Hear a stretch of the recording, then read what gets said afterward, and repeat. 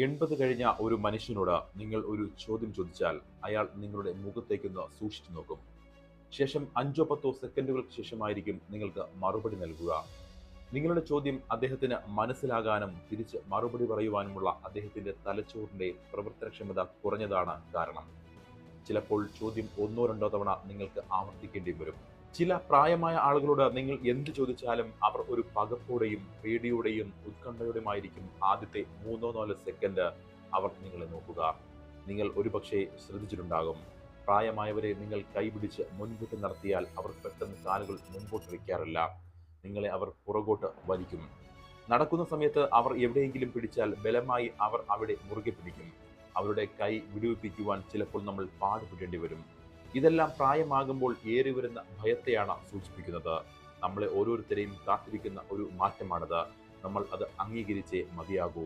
എന്നാൽ വളരെ ചുരുക്കം ചിലർ മാത്രം ഈ പ്രായത്തിലും ചുറുചുറുക്കോടെയിരിക്കും.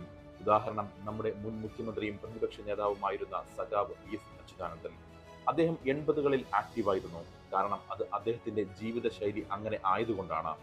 ഇവിടെ നമ്മൾ പറയുന്നത് പിണറായി വിജയനെ കുറിച്ചാണ്. പിണറായി വിജയൻ ഇന്നലെ കാറിൽ നിന്നും പതുക്കെ വെളിയിലേക്ക് ഇറങ്ങുന്നു. ഉടൻ തന്നെ പത്രക്കാർ അദ്ദേഹത്തോട് ചോദിച്ചു, നരയാട്ടുകളെ കുറിച്ച് അഭിപ്രായം എന്താണ് എന്ന്. അദ്ദേഹം 2 സെക്കൻഡ് പകപ്പോടെ പത്രക്കാരെ നോക്കുന്നു. ശേഷം തിരിഞ്ഞ് ഒന്നും മിണ്ടാതെ പതുക്കെ നടന്നു പോകുന്നു. ഒന്നുകിൽ അദ്ദേഹത്തിന് പ്രായത്തിന്റെ അവശത മൂലം ചോദ്യം മനസ്സിലായിട്ടില്ല എന്നാണ് കരുതേണ്ടത്, അല്ലെങ്കിൽ അദ്ദേഹം ഈ നാട്ടിൽ നടക്കുന്നതും അറിയുന്നതേയില്ല. പിണറായി വിജയൻ മുഖ്യമന്ത്രി എന്ന നിലയിലുള്ള അദ്ദേഹത്തിന്റെ ജോലികൾ കൃത്യമായും ചെയ്യുന്നുണ്ടോ? അദ്ദേഹം ഈ നാട്ടിൽ നടക്കുന്നതൊക്കെ അറിയുന്നുണ്ടോ? ഈ നാട്ടിൽ നടക്കുന്ന കാര്യങ്ങളോട് കൃത്യമായി അദ്ദേഹം പ്രതികരിക്കുന്നുണ്ടോ എന്നുള്ള കാര്യങ്ങളിലൊക്കെ പൊതുജനത്തിന് സംശയമുണ്ടായാൽ തെറ്റു പറയുവാൻ സാധിക്കില്ല.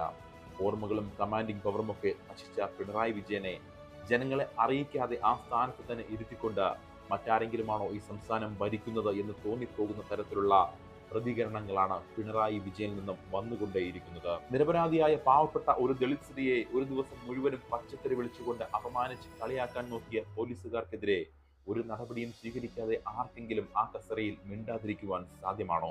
അവർ തെറ്റുകാരി അല്ല എന്ന് വ്യക്തമായി തെളിഞ്ഞിട്ടും അവരെ പീഡിപ്പിച്ചവർക്കെതിരെ നടപടി എടുക്കാതിരിക്കുമോ? ഒരിക്കലുമില്ല. കേരള മനസാക്ഷി ഞെട്ടിച്ച പോലീസിന്റെ പല ക്രൂരതകളും മുൻകൂട്ടി അറിഞ്ഞിട്ടും അവരെ സംരക്ഷിച്ചുകൊണ്ട് ആരെങ്കിലും മിണ്ടാതെ ഇരിക്കുമോ? ഒരിക്കലുമില്ല.